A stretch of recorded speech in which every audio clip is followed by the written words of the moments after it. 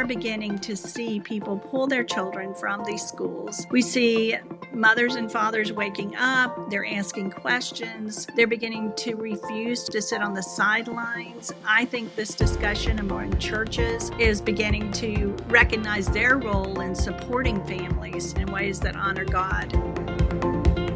Welcome to Unmasking Government Schools with Sherry Few, USPI's weekly podcast that empowers parents to reclaim their children's education from government bureaucrats and social engineers, equipping you with the tools and resources needed to join the cause. Hi everyone, welcome to Unmasking Government Schools with Sherry Few. I'm your host, Sherry Few, and joining me today is Rhonda Thomas, founder and president of Truth in Education, a national Christian advocacy organization based in Georgia. Rhonda speaks across the country, sounding the alarm on dangerous ideologies infiltrating government schools, private schools, and even Christian schools. She's here today to talk about her organization's mission, as well as some disturbing facts about student data mining and a new film she's featured in. Rhonda Thomas, welcome to the podcast. Thank you for having me today, Sherry. It's an honor to be here. Likewise, thank you. So we're going to begin with your work at Truth in Education. So what led you to start this organization, and how are you helping parents and churches engage in this battle? Well, for years, I was a mentor to young women, and I began to hear more and more about the pornography in the schools, the sexuality education that was taking place, and really their concerns. So God just kind of pulled me into it. I started doing a lot of research, joining with some other people, and that's been several years ago. So we've been doing this around 8 or 9 years. So that pulled me into it, and really that's at the heart of what Truth in Education is. We spend a lot of time researching what's actually happening in education today, the curriculum changes, the data collection, it just goes on, as you know, Sherry, the behavioral programs, and the shift of how children are being taught and evaluated. And that just translates into language parents and churches can understand, I think. Okay, well, that's great. So how long have you been around the organization? I'm just curious. We've been around for about 8 years. Okay. 8 years. All right. And we started in Georgia, and we are nationwide, but our home base is Georgia. Right. So that was after the Common Core wars, I like to call it. So maybe it was even a part of your frustration that grew out of your frustration. I mean, were you involved with Common Core, battling Common Core in Georgia as well? Do you know I was not? That was around that time, but I was aware of it. I wasn't as involved at that time. I do have quite a few people that we work with that were, so it's a wealth of information that has come along that we've been able to use. In fact, Peg Lutzik, I don't know if you're familiar with her, but she was heavily involved, is now working with us. So we're very excited about that. Well, that's great. Peg is amazing. She's been at this for quite some time before I even got involved. I've been involved with education policy probably 25 years. And we were in the Common Core wars, and that's how our organization, the national organization, was birthed from our frustration. So I was thinking it was around that same time, but it was right after that, after we formed USPI, and we produced the film Truth and Lies in American Education, which is real similar to the name of your organization.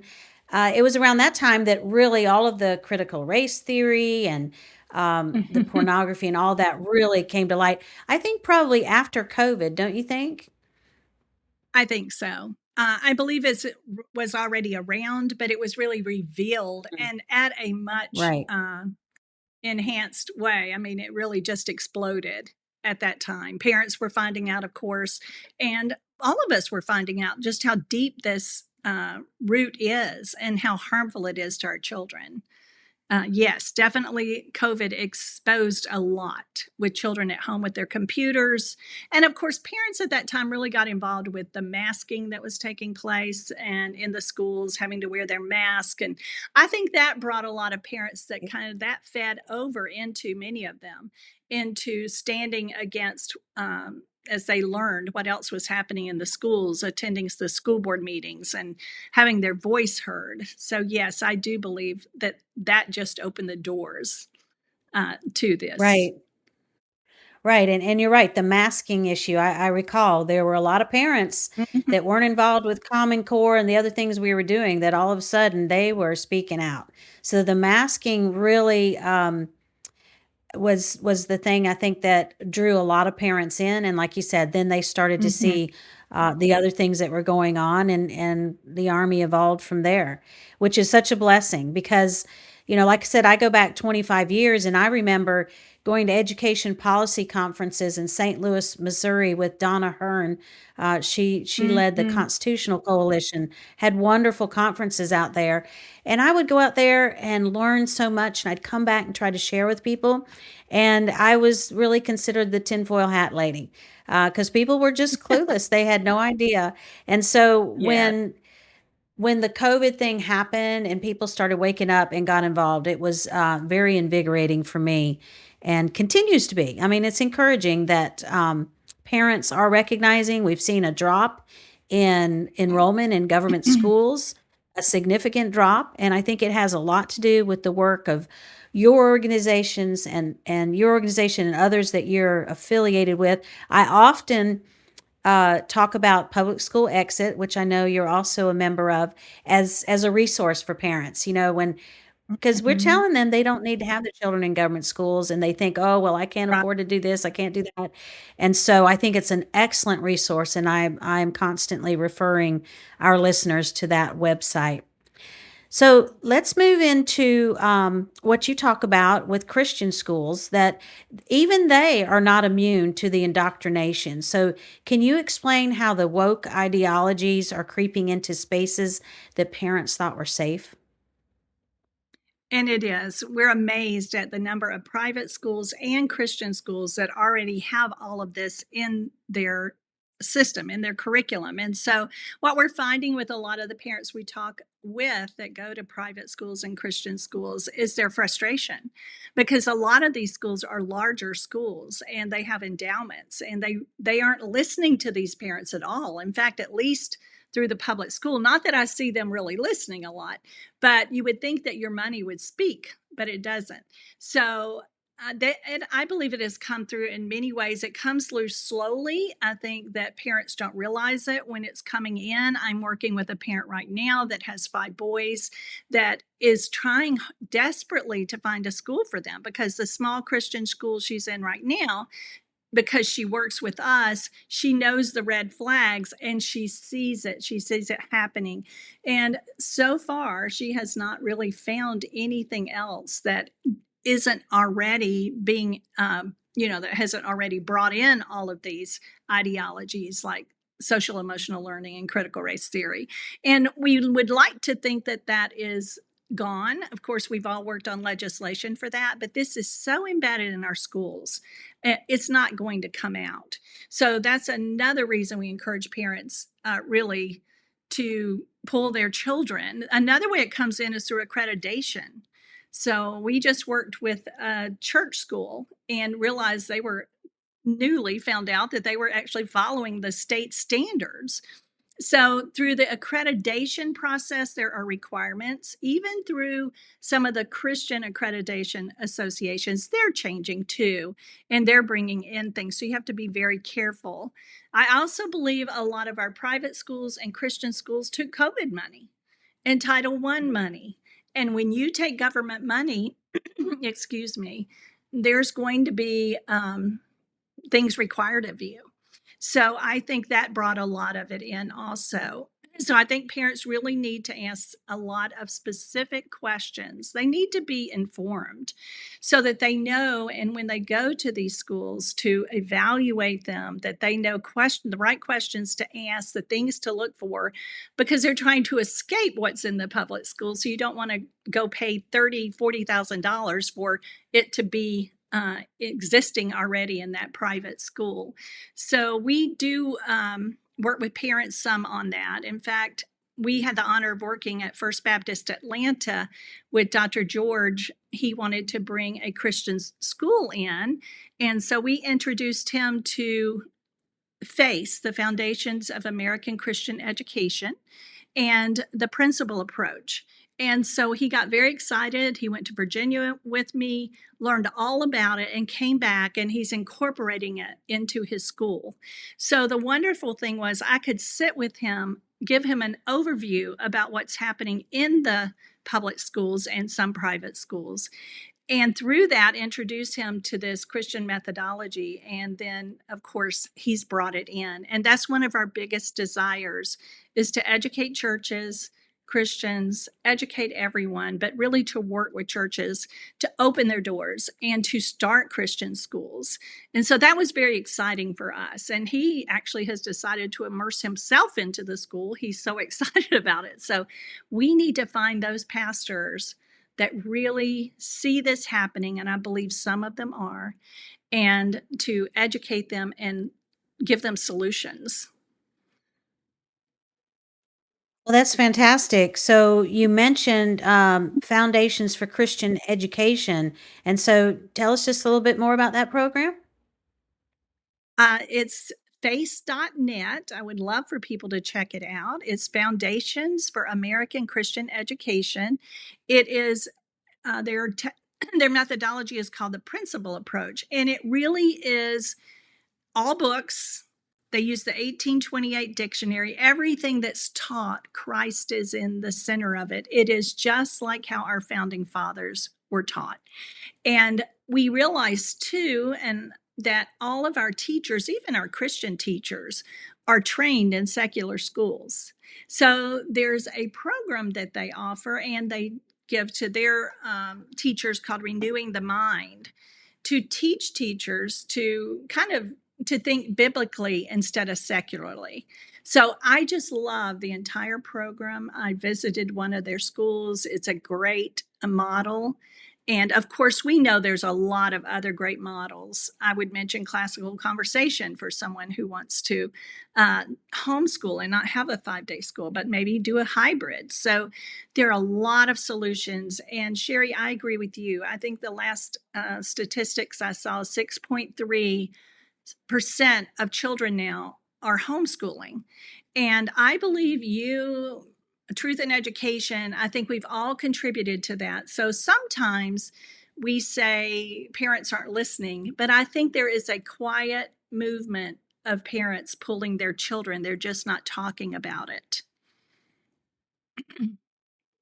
Right. And there are some statistics. I think you mentioned the homeschool statistic, but the decline in enrollment in government schools, I think it's down to like 84, 86, somewhere around there, percent are the number of Yeah. children enrolled in government schools. So that's a huge thing. And I remember our mutual friend Ray Moore, when I first met him Yeah. 20 years or so ago, his goal was if we could withdraw 30%, that the government schools would implode. So being at 15% right now, to me, is very encouraging, because it seemed like a long ways off at the time when he first talked about Yes. that. So we're definitely making progress.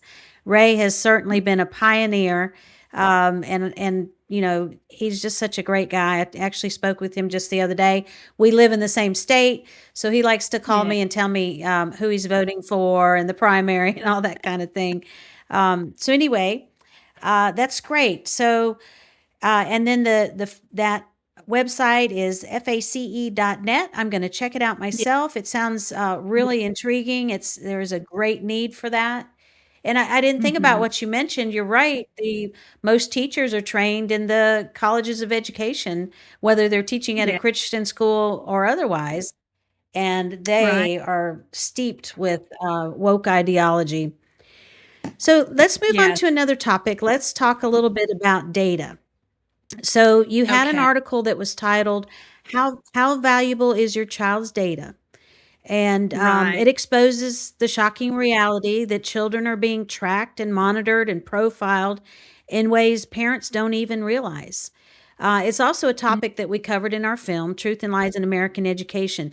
So please tell our audience more about this and what type data is being collected. So, in that newsletter, which they can find on our Substack, How Valuable is Your Child's Data? What we wanted parents to understand is that the schools are collecting more than grades and attendance. The amount of data actually they're gathering on our students has expanded dramatically. And most parents have no idea how much is being stored on their children, and it's without parental consent. Schools collect traditional data, of course, like grades, test scores, attendance records, disciplinary history, but it goes much deeper than that. The districts are collecting behavioral history data, emotional data, even attitudinal data. They can actually monitor your child's emotions through the camera on their computer, as well as their anxiety level by the mouse. So they are monitoring, collecting all of this data, and it's really it can include the responses to their surveys. We know they give them surveys every week. They receive surveys, and as you probably know, Sherry, these surveys are not happy questions. They're all geared toward mental health issues. How many times a week do you have sex? Have you thought of suicide? Um, it's not on just the child, it's also on the family. So all this data is also being collected, and it's all about social interactions, their interests, but really it's about their beliefs or their feelings, all the sensitive topics, everything about their inner self is being collected and stored in their student profile, but also that's going on beyond that. Of course, they're asked questions from the state. We have, I know Georgia has two wellness surveys that come out, and it's all about climate and the climate of the school. So they also collect that data. We had a parent call us recently that had opted out. So that's important to know for parents, is you can opt out of these surveys. You can find that form on our website, truthandeducation.org. You can opt out of a lot of things, but unfortunately, we need opt ins so that they can't do this unless a parent has already given permission. So this parent is upset because they opted out every year for these surveys, but they were given to them anyway. This one in particular is the climate survey that comes from the state. So she wants the answers, and they're saying that they're anonymous. Well, if the purpose of this is wellness, and they're not checking those survey answers to see if students are thinking of committing suicide or dealing with mental health issues, then what is the real purpose for these surveys? Because they're not using them for that. They should be held accountable for that. But what they're really doing is planting seeds in our children, and they're beginning to believe and are being taught that they have mental health issues, whether they do or not. And so it's really unfortunate, what's happening. It's all stored, it's analyzed, and now that we have AI, it's being analyzed by AI bots. We're also they're moving into mental health therapy using AI. What happened to the parent? What happened to going home and sharing with your parent that you're struggling with something? That's not happening. AI is going to be taking the place of that. So a lot of this data is being captured through the technology that they use every day. In fact, one of the programs, let's just mention a few of those, Go Guardian, Gaggle, Lightspeed Systems, they all monitor what the students search, they monitor what they type, their emails, what they share on their school devices. And these systems can even scan their emails, their documents, chat messages, search history. So every single thing that child is doing in that school, and it's not just in the school, if they log into their home computer with their school login, Gaggle can actually monitor them there. So they're always marketed as something safe for the children to, prevent. It's for safety issues, but they're creating a permanent record of digital behavior, which we believe is leading to and being part of their social credit score, much like what China has right now. We've already collected a lot of data on our families and our children through these apps. There's another one, actually, a Wow. classroom and communication. Yes, go ahead. No, I'm sorry. I was just saying wow, because this is huge. I haven't delved into data mining in some time. I do Yes. remember, again, back during the Common Core battles, it was a big issue, and I remember that, you probably know Jane Robbins because she's from Georgia, but I Jane helped us do. a She's lot a in South Carolina. Yeah. So Jane helped us a lot in South Carolina with Common Core. She's also a Clemson graduate. And one of Mhm. the slides we used to show when we would present on Common Core was how Clemson, which is in our own backyard, was piloting a program that would do exactly what you're talking about, measuring emotions and anxiety levels. And there was even some sort of a little bracelet or something that the student would wear. But you're saying that's even coming through just the keystrokes or the mouse or however it is that they're analyzing that information. Yeah. And we knew it was coming. I mean, Jane was so great at exposing, what the plan was, to evolve into Mhm. exactly what you've just described.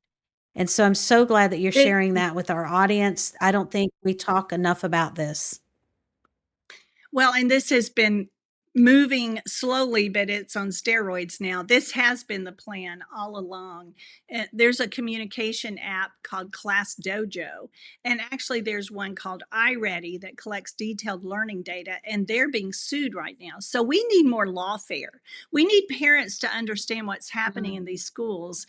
We're not having success, we are not seeing any success through the legislative process or the school boards. We need lawfare, so we need parents to that will step up and have courage when they see things like their children being given these surveys and they've opted out, or children that are in these mindfulness programs. They say that demon well, the root of it, the religious root of it, is removed when they enter the school doors, but we know that is not the case. So this is in conflict with our Christian worldview. And we would love someone to reach out to us that has realized that and would like to take that further. So there's a lot parents need to understand. I think especially Christian parents, this the school system's main goal is to remove our children's free will and their conscience. And they're doing that. And that is huge. And so parents should be very concerned about what's happening in the school systems. I'm just making a note of that because that's profound. Removing a child's free will and conscience. And, Mhm. that's exactly, in line with what the critical Marxist theories and all of that. Yeah. We know the Marxists have no space for God, and the free will part Mhm. certainly ties into being able to control children. And it's Right. just so frustrating, because we're seeing it. We're seeing the effect of it in our culture. Yeah. I did an interview last night, with Christy Lee of Lindell TV, and we were Mhm. talking about the violence, with this recent attack on the president, recent Mhm. attempted assassination, I should say, and Right. so we researched and talked about all of these young people that have been shooters in the news. I mean, they're 20, Mhm. 26. This guy was 31. So they've been fully indoctrinated and been taught that it's their responsibility to fix societal ills and to take action. And have even we talked about one teacher who posted something about, they needed to take action despite all costs. So this is what we're dealing with in the culture today, is what children have been taught to think and do. So I'll share with you, Sherry, Yeah. that I attended a conference out of Nuremberg, Germany last year, and it was on spirituality. And their belief is, if you're familiar with the 17 UN Sustainable Development Goals, 4.7 is education. They don't believe they're accomplishing those goals. One's climate change, one's poverty. I know your listeners have heard all these terminology, and it comes straight from the United Nations. So they believe that they're not accomplishing these goals because there's we're not spiritual enough. So this entire conference was on at the core of every child is spirituality. If we can reach that and we could create that, which is not Christianity, by the way, then if you're spiritual, you're passionate. If you're passionate, you're going to fight for these things. And that is now what's happening in our schools with mindfulness, SEL, social emotional learning is a worldview. So we have all these things already set up within our schools that will, and now we're bringing chaplains into our schools. I don't know if anybody's researched this. We just wrote a paper on it. And these are not your Army chaplains. These are not what we think of as true chaplains. They only have, I think it's 8 hours of training. They have training in shootings, school shootings. We're about to release that article, but this is just another avenue, another layer, really, I believe, on top of social emotional learning and mindfulness. And who's going to be those chaplains? I mean, is it going to be a Christian chaplain, a Muslim chaplain? Is this where another interfaith movement is coming into our schools? They are not trained chaplains. Can be volunteers or they can be paid depending on the district. Florida and Texas have passed these laws. Florida has a few more guardrails, but in Texas, you don't even have to have permission from the parent. I think, actually, because counselors are licensed and they are under the state really for what they can do and not do, these chaplains aren't. So what's going to happen? I believe we're just going to see more turmoil.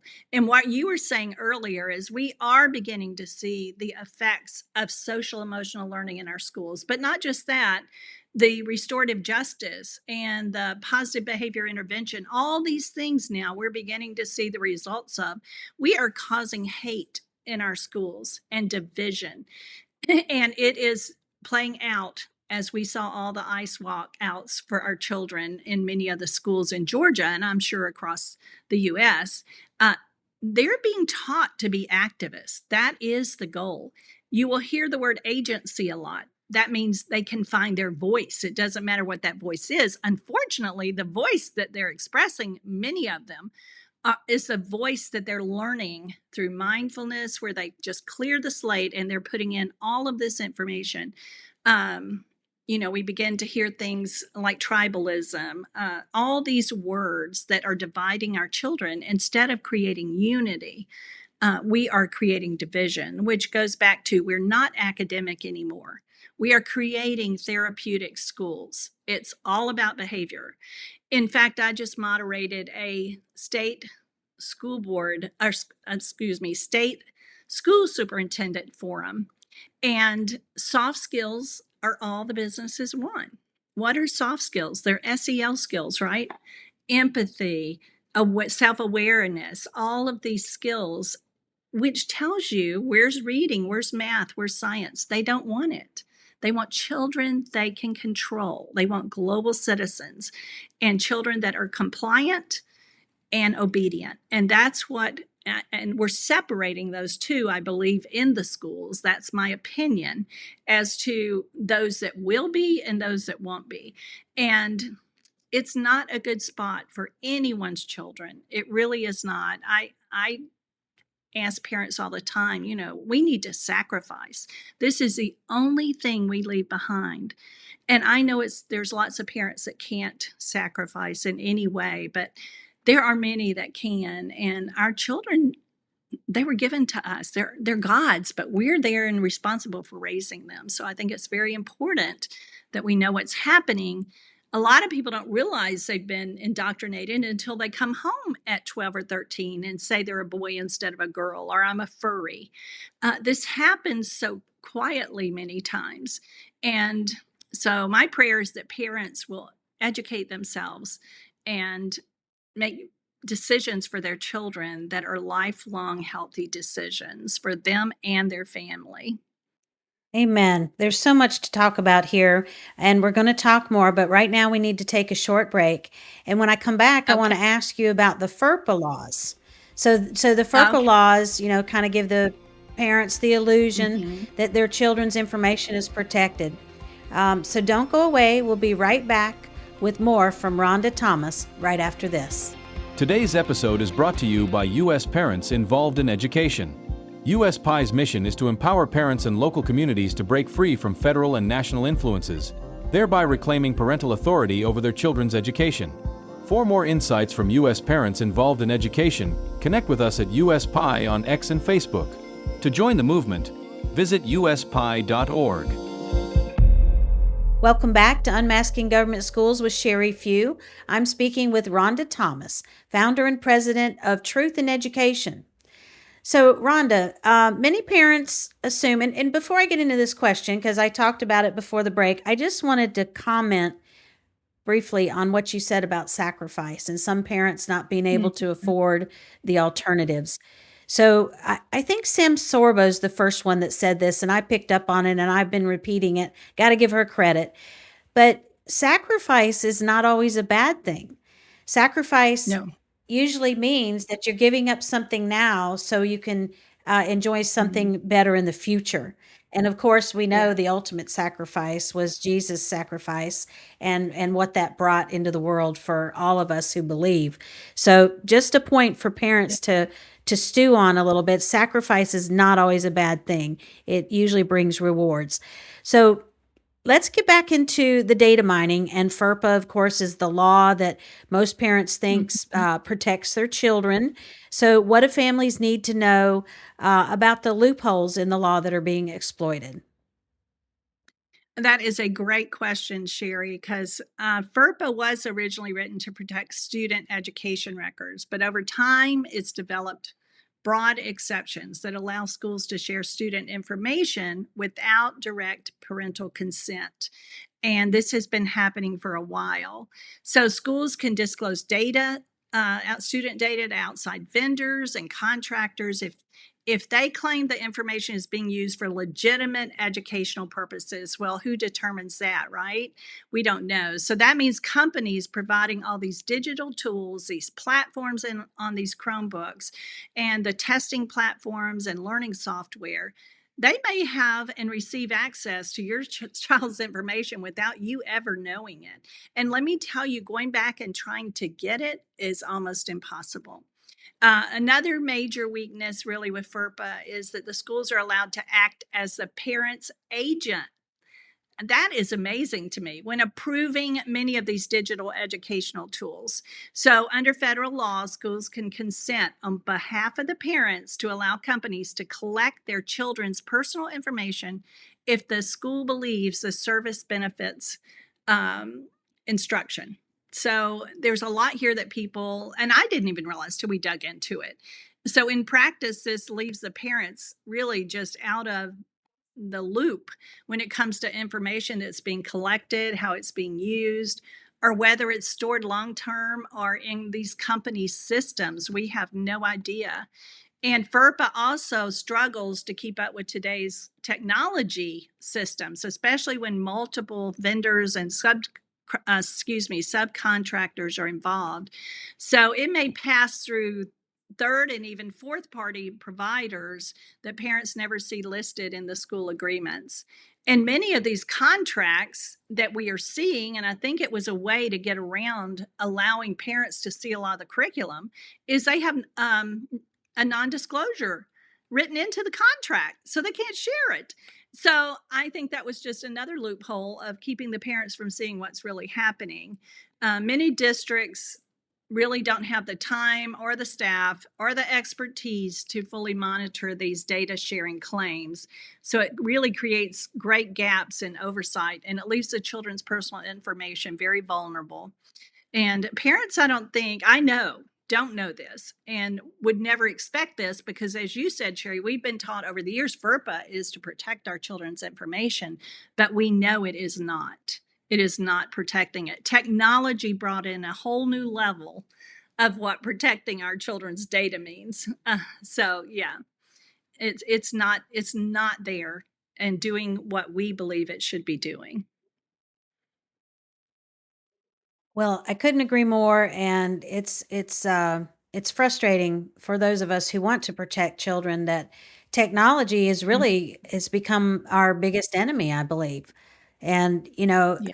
we've our organization has said that we don't think that children should have technology in kindergarten through eighth grade. And we're following sort of the model that the Silicon Valley schools, where the tech Yeah. executives send their children, that's what they believe. Yeah.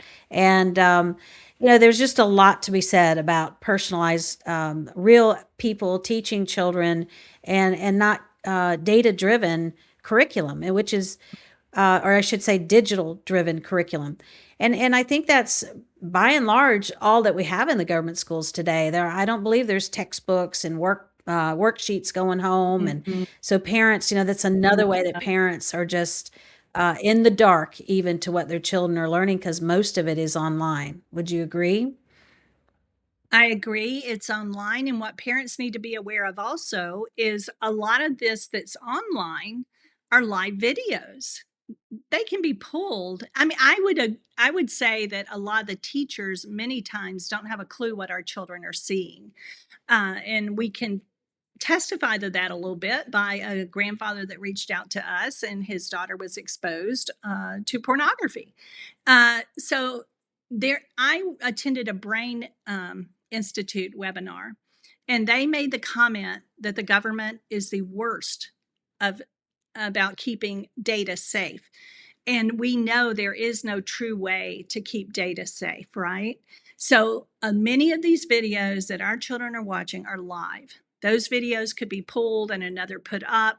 We don't know. And that depends. So I think there's so much wrong. I agree with you. Where I'm beginning to see, I'm working with 5 different states to work on a model legislation to remove um, technology from the classroom. But what is that really going to look like? Because everything in our education system is built on technology. We are now beginning to see mental health being handled through technology. We have several schools we've read about that the core classes are being taught by AI. At some point, we won't have teachers, we're going to have facilitators. So that means technology. Well, you and I both, I believe, if we go even further to um, vouchers and ESAs, I'm not a proponent of that. I know a lot of people are, and a lot of good people are, but I see it down the road as our children becoming human capital. They're just going to become a product. They already are, because there are foundations that are giving money to groups, and of course, you don't know where that money is coming from. We are aware of some of them, and that's filtering down through our state legislator, is filtering down to policy groups that are now writing legislation and pushing it statewide. And basically, if you think about charter schools are for profit, the majority of them. They have their own board, they have their own management organizations. So much of this is about financial gain. They will make money off of every bit of technology in that school, the health care that will be given in that school, the pharmaceuticals that will be prescribed. So it's a cycle that money will keep flowing. And so I believe that's the end goal of this. And so when you think about technology, I pray that we can be successful in getting that out of. And we see California did it. So now we want to know why, right? Why would California do that? So we got to find that out. But yes, so that's a admirable goal, I believe, that we should all have, is to remove technology, because they're not learning, they're being trained, they're not being educated. And not only that, it's very harmful for them emotionally, relationally. There's so much. It affects their sleep. So I love that you are looking at that too. And maybe we could talk about that, because that is a big step to move toward. Absolutely. So, yeah, and you mentioned AI, and I'm Mhm. not sure if you're familiar with, but I actually did an interview recently about the alpha schools. So there already are It's a private education. It's for profit also, and they Mm-hmm. have totally AI driven curriculum. And then instead of teachers, they have people they call guides. So that is happening. It's not in the government schools, Mm-hmm. but they would like to get into the government dole because they've made several charter school applications unsuccessfully. Yes, So that certainly is on the horizon and happening. Really it expensive too. It's is. like $50, Mhm. $50,000 a year tuition. So let's change gears for a minute. I mean, there's so much to Okay. talk about, Rhonda. I think we could do 2 hours easily. But let's talk about the film the documentary that you participated in by the Providence Foundation called "Educated for Liberty." Liberty, excuse me. So, what's at the heart of this documentary? Well, I was excited to be a part of it because I believe parents deserve to see the bigger picture of what's really happening in our schools today. And too many times, families sense there's a change, but they don't always have a clear connection or able to connect those dots. So I think this film brings a lot of voices together with a lot of evidence that helps explain those changes and hopefully a way that people can understand. And what I hope viewers will take away is the confidence to ask questions, to get involved, and to see what we've lost. We've lost so much. And to recognize that they still have the authority and the responsibility to guide their children's education. But the first thing is awareness. So I'm hoping this film will bring awareness uh, to these parents, and it might be the first step in ultimately bringing change. And I believe a lot of it is heart change. We've got to change hearts. I've watched legislation at the Capitol, and we can pass a DEI bill, but that DEI is there; it's embedded. So we've somehow got to have to bring Christ in the center of this, really. And that's what I. Another thing I love about that is it really goes back to our founding and what we have lost. We've lost a great deal. I think even if parents just watch it and they'll walk away with that is, wow, look where we are today compared to where we began. And so hopefully that's my hope, is that they'll really walk away wanting more information and the desire to bring some of that back. That sounds amazing, and it's much needed. And you've mentioned more than once about how we can pass legislation. We know that the president has issued executive Yeah. orders to stop some of the Yeah. foolishness. But and so you've mentioned that it's embedded. And so one of our board members often says, and I like to also repeat it, is that these teachers are fully indoctrinated. The colleges of Yeah. education are so liberal. They're getting indoctrinated K through 12 now, and then they go on to the Mhm. extremely liberal, Marxist driven colleges of education. And they are not going, and we're seeing this, they're not going to abide by the laws. And they're outright speaking against how they're going to do it anyway. And parents don't know what happens behind the closed doors. Like we said, most of the curriculum is all digital now. And yeah, so it's embedded in the teachers. So, uh, thinking that somehow you can keep them in the schools and pass laws to prevent this from happening is not going to be successful. So, and it's not that we shouldn't try to pass Right. policies that are going to basically just reinforce existing laws so that people will Mm. comply with existing laws. Not that we shouldn't do that. We're just saying that it needs to be a multi-prong approach. And then we issued a report recently titled "Are Government Schools Redeemable?" And as you might conclude, the answer is a resounding no. And we point Yeah. to why, of course. But then we have the caveat of at least not in the short term, because it would take a lot of doing to fix government schools. It's such a convoluted mess. So that's why we don't recommend any parent have their child in government schools. I'm Right. so pleased that you have this documentary, or we're a part of it. And just quickly tell our audience where they can find that film to view it. I will do that. Sherry, may I add one more thing real Please. quick?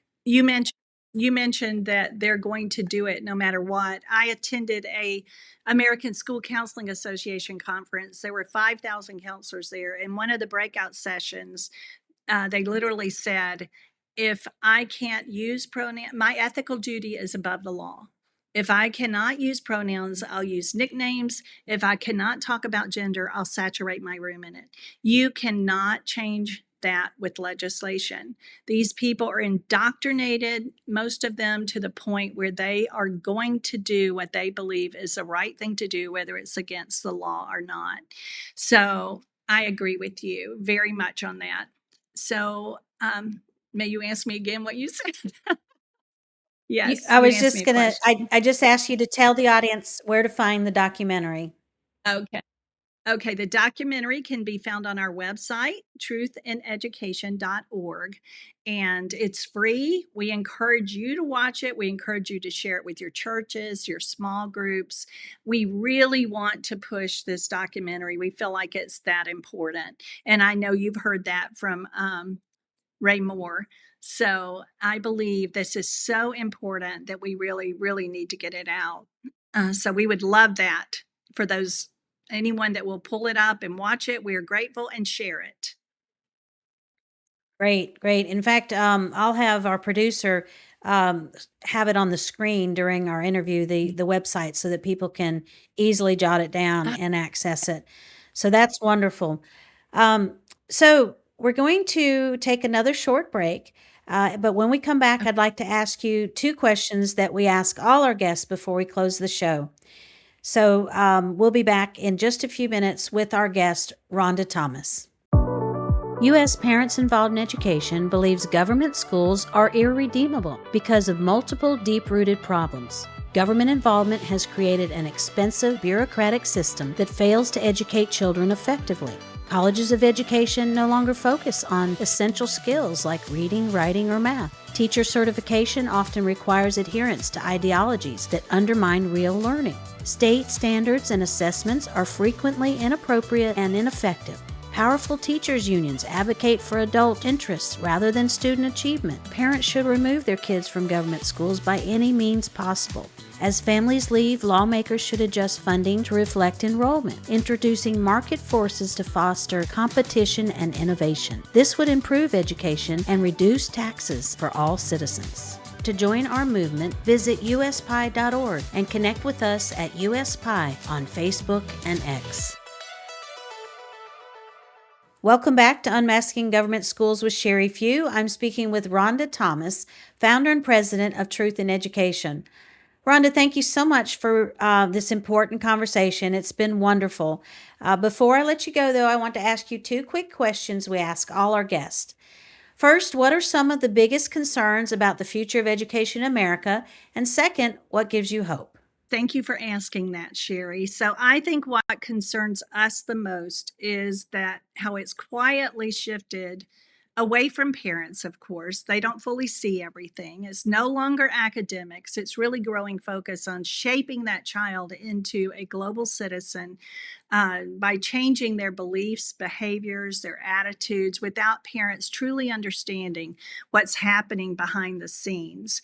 And I believe we've seen a steady effort over time to remove God from our schools, but not just to push God out of public life together. If he doesn't exist or have no place in shaping truth, morality, or education is really the goal. So when faith and biblical truth are pushed aside, something else always fills that space. And what weighs on my heart is the thought of children being influenced in ways to bypass their family, because God gave parents, not institutions, the primary responsibility for raising their children. And I think what gives me hope is we are beginning to see people pull their children from these schools. We see mothers and fathers waking up, they're asking questions, they're beginning to refuse to sit on the sidelines. I think churches, this discussion among churches, is beginning to recognize their role in supporting families and rebuilding education in ways that honor God, truth and family. And every time a parent becomes informed, every time a church steps forward, and every time a family takes responsibility for their child's education, I'm reminded that change is possible. So we can't give up. That gives me confidence for the future. It's a hard battle, a long battle, but I believe God always restores what has been stolen. And it's his rightful place to be in our homes, our communities, and in the hearts of the next generation. So those are my concerns and my hope for what's ahead. Very well said. That's awesome. So, Rhonda, I want to thank you for your courage and your clarity and for your vital work you're doing through Truth in Education. So, tell us now where our listeners can go to read your articles and follow your work. Thank you.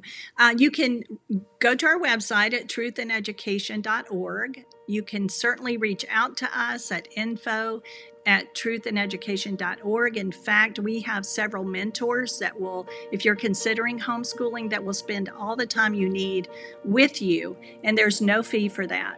And you can also go to our Substack at truthined.substack.com. That's where all our research and our articles come out of. Thank you, Sherry, for allowing me to share that. Absolutely. So thank you for listening and supporting our work. And if you found today's eye-opening discussion beneficial, please share this episode with a friend and give us a 5-star rating and subscribe to stay informed. You can connect with us on Facebook and X at USPI and visit uspie.org to join the movement. Until next time, I'm Sherry Few. Thank you for your support of USPI and our efforts to unmask government schools. U.S. Parents Involved in Education is a nonprofit coalition dedicated to restoring local control of education and parental authority. By empowering parents to reclaim responsibility for their children's learning and encouraging states to move away from federal influence, USPI seeks to create a culture where parents are the primary decision makers in education and schools support families without the burden of federal mandates. If you want to start a state or regional USPI chapter in your area, please visit uspie.org and complete the brief questionnaire in the chapter section.